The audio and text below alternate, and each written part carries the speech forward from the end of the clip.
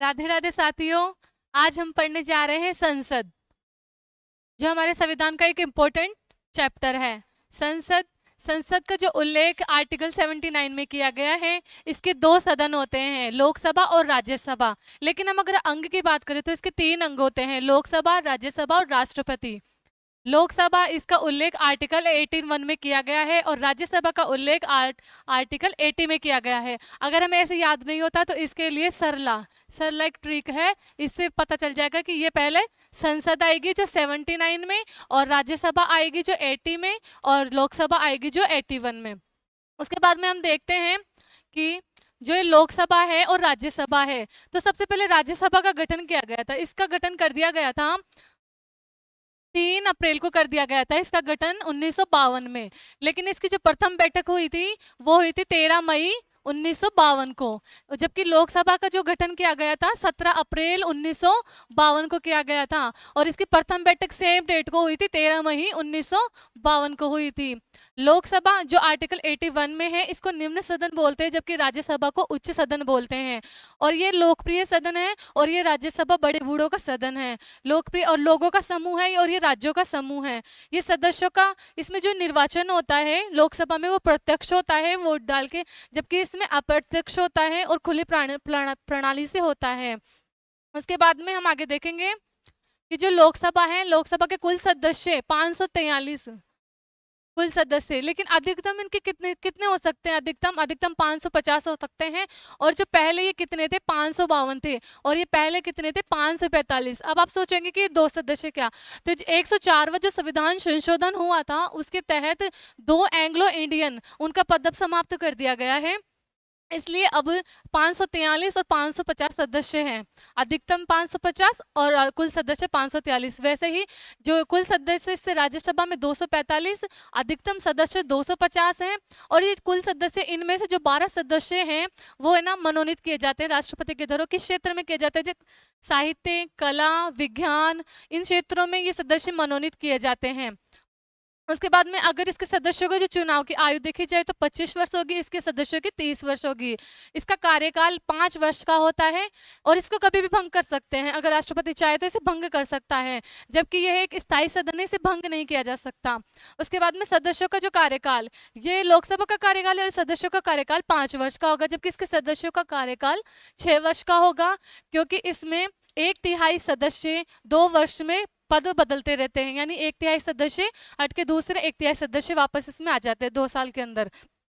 इसका जो अध्यक्ष होगा उसका कार्यकाल देखा जाए, अगर आपसे पूछे तो अध्यक्ष बनने से जो अध्यक्ष बन गया, उसके बाद में जो अगली बैठक होगी लोकसभा की, उससे 1 दिन पहले ही इसका क्या कर दिया जाएगा? ये अपना कार्यकाल अपना जो पद त्याग देगा, यानी कि तब तक इसका क्या रहेगा? कार्यकाल रहेगा।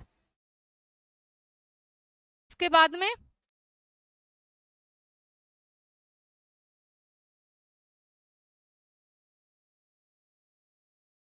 उसके बाद में हम देखेंगे कि लोकसभा में जो सर्वाधिक सीटें कहाँ से हैं। सर्वाधिक सीटें उत्तर प्रदेश से हैं, कितनी है? 80 हैं। और राज्यसभा में भी सर्वाधिक सीटें कहाँ से है? उत्तर प्रदेश से कितनी है? 31 हैं।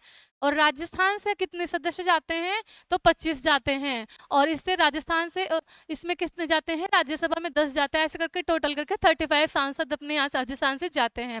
उसके बाद में हम आर्टिकल देखेंगे, कुछ आर्टिकल है जो एंग्लो इंडियन से और SC/ST के रिजर्वेशन से रिलेटेड है।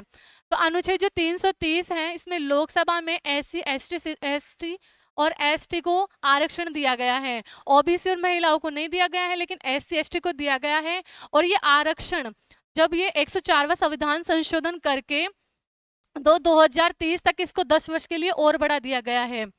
और ये आर्टिकल है 331, जो लोकसभा में एंग्लो इंडियन जो पद था ना, 2, जिसको है ना राष्ट्रपति 2 सदस्यों को मनोनीत करेगा, उसको अब समाप्त कर दिया गया है।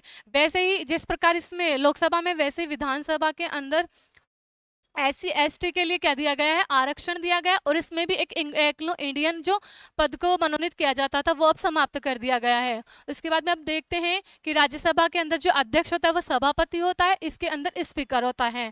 इसका जो प्रथम सभापति थे डॉक्टर राधाकृष्ण सर्वपल्ली थे, और जो वर्तमान में है वो जगदीप धनखड़ है। सभापति कौन होता है? ये उपराष्ट्रपति होता है। उपराष्ट्रपति हमारे राज्यसभा का क्या होता है? सभापति होता है। उसके बाद में जो लोकसभा का जो अध्यक्ष स्पीकर होता होता है और प्रथम जो स्पीकर कौन थे, गणेश वासुदेव मावलंकर थे।